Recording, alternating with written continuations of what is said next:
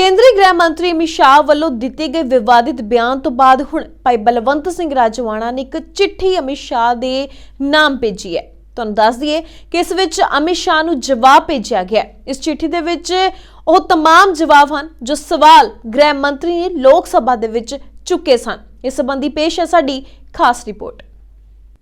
ਭਾਈ ਬਲਵੰਤ ਸਿੰਘ ਰਾਜੋਆਣਾ ਦੇ ਵੱਲੋਂ ਜੋ ਚਿੱਠੀ ਕੇਂਦਰੀ ਗ੍ਰਹਿ ਮੰਤਰੀ ਅਮਿਤ ਸ਼ਾਹ ਨੂੰ ਲਿਖੀ ਗਈ ਹੈ, ਉਸ ਦੇ ਵਿੱਚ ਸਭ ਤੋਂ ਪਹਿਲਾਂ ਉਹਨਾਂ ਲਿਖਿਆ ਹੈ ਕਿ ਮੈਂ ਸਮੁੱਚੀ ਮਾਨਵਤਾ ਦੀ ਚੜ੍ਹਦੀ ਕਲਾ ਲਈ ਉਸ ਅਕਾਲ ਪੁਰਖ ਵਾਹਿਗੁਰੂ ਜੀ ਅੱਗੇ ਅਰਦਾਸ ਕਰਦਾ ਹਾਂ।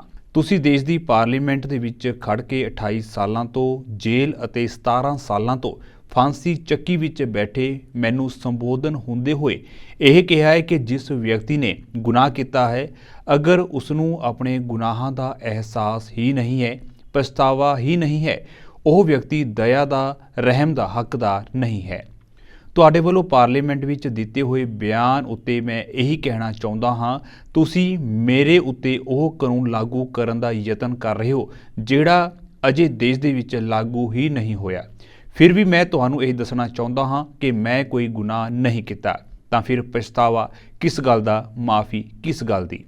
ਮੈਂ ਤੁਹਾਨੂੰ ਇਹ ਯਾਦ ਕਰਵਾਉਣਾ ਚਾਹੁੰਦਾ ਹਾਂ ਕਿ ਤੁਹਾਡੀ ਪਾਰਟੀ ਦੇ ਸਿਰਮੌਰ ਆਗੂ ਅਤੇ ਦੇਸ਼ ਦੇ ਪ੍ਰਧਾਨ ਮੰਤਰੀ ਮੋਦੀ ਜੀ ਨੇ ਪਾਰਲੀਮੈਂਟ ਵਿੱਚ ਖੜ ਕੇ ਇਹ ਕਿਹਾ ਸੀ ਕਿ 1984 ਦੇ ਵਿੱਚ ਕਾਂਗਰਸੀ ਹੁਕਮਰਾਨਾਂ ਦੇ ਵੱਲੋਂ ਸਿੱਖਾਂ ਦੇ ਸਰਵਉੱਚ ਧਾਰਮਿਕ ਅਸਥਾਨ ਰੂਹਾਨੀਅਤ ਦੇ ਕੇਂਦਰ ਸ੍ਰੀ ਦਰਬਾਰ ਸਾਹਿਬ ਜੀ ਉੱਤੇ ਟੈਂਕਾਂ ਅਤੇ ਤੋਪਾਂ ਦੇ ਨਾਲ ਕੀਤਾ ਗਿਆ ਹਮਲਾ ਅਤੇ ਹਜ਼ਾਰਾਂ ਨਿਰਦੋਸ਼ ਸਿੱਖਾਂ ਦਾ ਕੀਤਾ ਗਿਆ ਕਤਲੇਆਮ ਦੇਸ਼ ਦੀ ਏਕਤਾ ਅਤੇ ਅਖੰਡਤਾ ਦੇ ਸੀਨੇ ਵਿੱਚ ਖੋਭਿਆ ਹੋਇਆ ਖੰਜਰ ਹੈ।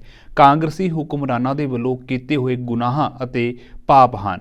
ਹੁਣ ਤੁਸੀਂ ਹੀ ਦੱਸੋ ਕਿ ਦੇਸ਼ ਦੀ ਏਕਤਾ ਅਤੇ ਅਖੰਡਤਾ ਦੇ ਸੀਨੇ ਦੇ ਵਿੱਚ ਖੰਜਰ ਖੋਭਣ ਵਾਲੇ ਗੁਨਾਹਗਾਰਾਂ ਦੇ ਨਾਲ, ਪਾਪੀਆਂ ਨਾਲ ਲੜਨਾ, ਉਹਨਾਂ ਦੀ ਪੁਸ਼ਤ ਪਨਾਹੀ ਕਰਨਾ ਗੁਨਾਹ ਹੈ ਜਾਂ ਇਹਨਾਂ ਪਾਪੀਆਂ ਦੇ ਖਿਲਾਫ ਲੜਨਾ ਗੁਨਾਹ ਹੈ?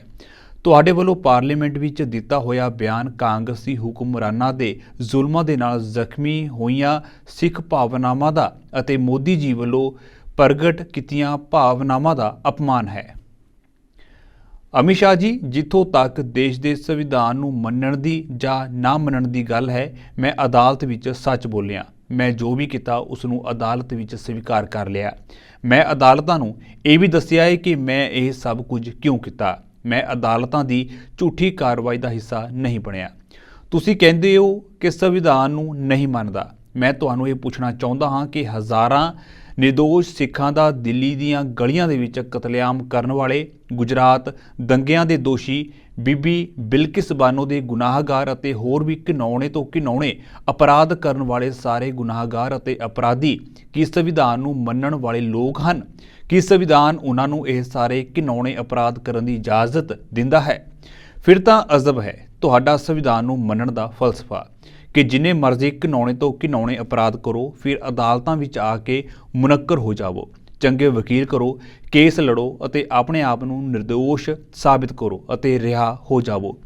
ਕਿ ਫਿਰ ਤੁਹਾਡਾ ਸੰਵਿਧਾਨ ਨੂੰ ਮੰਨਣ ਦਾ ਇਹ ਸਾਰਾ ਵਰਤਾਰਾ ਝੂਠ, ਧੋਖੇ, ਫਰੇਬ ਅਤੇ ਗੁਨਾਹਗਾਰਾਂ ਅਤੇ ਅਪਰਾਧੀਆਂ ਦੀ ਪੁਸ਼ਤ ਪਨਾਹੀ ਨਹੀਂ ਕਰ ਰਿਹਾ? ਇਸ ਝੂਠ ਦੇ ਚੱਲ ਰਹੇ ਕਾਰੋਬਾਰ ਦੇ ਵਿੱਚੋਂ ਸੱਚ ਨੂੰ ਸਮਰਪਿਤ ਸੱਭਿਅਕ ਸਮਾਜ ਦੀ ਸਿਰਜਣਾ ਕਿਵੇਂ ਹੋ ਸਕੇਗੀ?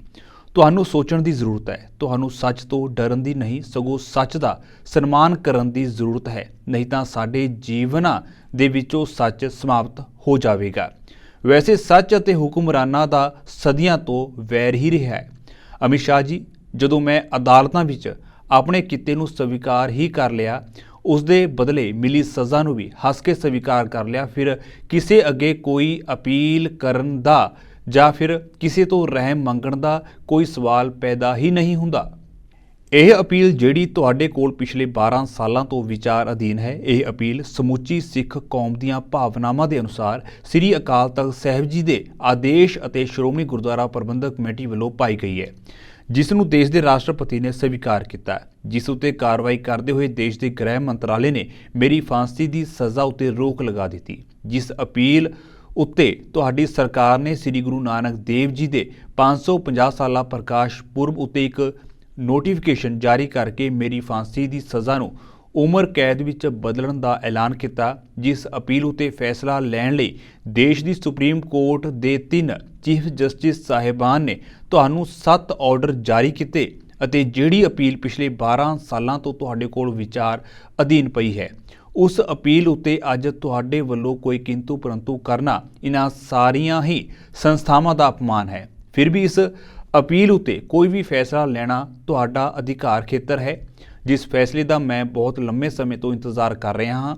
ਵੈਸੇ ਵੀ ਸ੍ਰੀ ਅਕਾਲ ਤਖਤ ਸਾਹਿਬ ਜੀ ਤੋਂ ਕਿਸੇ ਗੁਨਾਹਗਾਰਾਂ ਦੀ ਪੁਸ਼ਤ ਪਨਾਹੀ ਨਹੀਂ ਕੀਤੀ ਜਾਂਦੀ, ਸਗੋਂ ਕੌਮ ਦੀਆਂ ਭਾਵਨਾਵਾਂ ਦੀ ਰਹਿਨੁਮਾਈ ਅਤੇ ਸਨਮਾਨ ਹੀ ਕੀਤਾ ਜਾਂਦਾ ਹੈ। ਤਾਂ ਹੀ ਤਾਂ ਹਜ਼ਾਰਾਂ ਸਿੱਖ ਨੌਜਵਾਨਾਂ ਨੂੰ ਝੂਠੇ ਪੁਲਿਸ ਮੁਕਾਬਲਿਆਂ ਦੇ ਵਿੱਚ ਮਾਰਨ ਵਾਲੇ 4% ਜਾਲੀ ਵੋਟ ਨਾਲ ਧੱਕੇ ਨਾਲ ਬਣੇ ਕਾਂਗਰਸ ਪਾਰਟੀ ਦੇ ਮੁੱਖ ਮੰਤਰੀ ਦੇ ਪਾਪਾਂ ਅਤੇ ਗੁਨਾਹ ਦਾ ਅੰਤ ਕਰਨ ਵਾਲੇ ਭਾਈ ਦਿਲਾਵਰ ਸਿੰਘ ਜੈ ਸਿੰਘ ਵਾਲਾ ਨੂੰ ਸ੍ਰੀ ਅਕਾਲ ਤਖਤ ਸਾਹਿਬ ਜੀ ਵੱਲੋਂ ਕੌਮੀ ਸ਼ਹੀਦ ਦਾ ਦਰਜਾ ਦਿੱਤਾ ਗਿਆ ਹੈ। ਸਿੱਖ ਕੌਮ ਦੇ ਵੱਲੋਂ ਭਾਈ ਦਿਲਾਵਰ ਸਿੰਘ ਜੈ ਸਿੰਘ ਵਾਲਾ ਦੀ ਫੋਟੋ ਸਿੱਖ ਅਜਾਇਬ ਘਰ ਦੇ ਵਿੱਚ ਬਹੁਤ ਹੀ ਮਾਣ ਦੇ ਨਾਲ ਸੁਸ਼ੋਭਿਤ ਕੀਤੀ ਗਈ ਹੈ। ਹੁਣ ਤੁਸੀਂ ਹੀ ਜੇਕਰ ਕਾਂਗਰਸ ਦੇ ਪਾਪਾਂ ਦਾ ਹਾਰ ਬਣ ਕੇ ਆਪਣੇ ਗਲ ਵਿੱਚ ਪਾਉਣਾ ਚਾਹੁੰਦੇ ਹੋ ਤਾਂ ਫਿਰ ਉਸ ਦਾ ਵੀ ਸਵਾਗਤ ਹੈ। ਅਮਿਤ ਸ਼ਾਹ ਜੀ ਪਿਛਲੇ ਦਿਨ ਹੀ ਭਾਰਤ ਸਰਕਾਰ ਨੇ ਸਾਹਿਬਜ਼ਾਦਿਆਂ ਦੇ ਸ਼ਹੀਦੀ ਦਿਵਸ ਨੂੰ ਸਮਰਪਿਤ ਵੀਰ ਬਾਲ ਦਿਵਸ ਪੂਰੇ ਦੇਸ਼ ਦੇ ਵਿੱਚ ਬਹੁਤ ਹੀ ਸ਼ਰਧਾ ਨਾਲ ਮਨਾਇਆ। ਇਸ ਮੌਕੇ ਵੀ ਪ੍ਰਧਾਨ ਮੰਤਰੀ ਜੀ ਨੇ ਇਹ ਕਿਹਾ ਹੈ ਕਿ ਦੇਸ਼ ਸਾਹਿਬਜ਼ਾਦਿਆਂ ਦੀਆਂ ਮਹਾਨ ਸ਼ਹਾਦਤਾਂ ਤੋਂ ਪ੍ਰੇਰਨਾ ਲੈ ਰਿਹਾ ਹੈ। ਸਾਹਿਬਜ਼ਾਦਿਆਂ ਦੀਆਂ ਸ਼ਹਾਦਤਾਂ ਤੋਂ ਤਾਂ ਜ਼ੁਲਮ ਦੇ ਖਿਲਾਫ, ਗੁਨਾਹਗਾਰਾਂ ਦੇ ਖਿਲਾਫ ਅਤੇ ਪਾਪੀਆਂ ਦੇ ਖਿਲਾਫ ਲੜਨ ਦੀ ਪ੍ਰੇਰਨਾ ਮਿਲਦੀ ਹੈ, ਨਾ ਕਿ ਜ਼ਾਲਮਾਂ ਤੋਂ ਅਤੇ ਪਾਪੀਆਂ ਤੋਂ ਰਹਿਮ ਮੰਗਣ ਦੀ ਅਤੇ ਉਹਨਾਂ ਦੀ ਈਨ ਮੰਨਣ ਦੀ। ਤੁਸੀਂ ਮੈਨੂੰ ਸਿੱਖ ਧਰਮ ਉੱਤੇ ਹਮਲਾ ਕਰਨ ਵਾਲੇ ਅਤੇ ਹਜ਼ਾਰਾਂ ਨਿਰਦੋਸ਼ ਸਿੱਖਾਂ ਦਾ ਕਤਲੇਆਮ ਕਰਨ ਵਾਲੇ ਕਾਂਗਰਸੀ ਹੁਕਮਰਾਨਾਂ ਦੇ ਖਿਲਾਫ ਆਪਣੇ ਚੱਕੇ ਹੋਏ ਕਦਮ ਦੀ ਮੁਆਫੀ ਮੰਗਣ ਅਤੇ ਪਛਤਾਵਾ ਕਰਨ ਲਈ ਕਹਿ ਰਹੇ ਹੋ।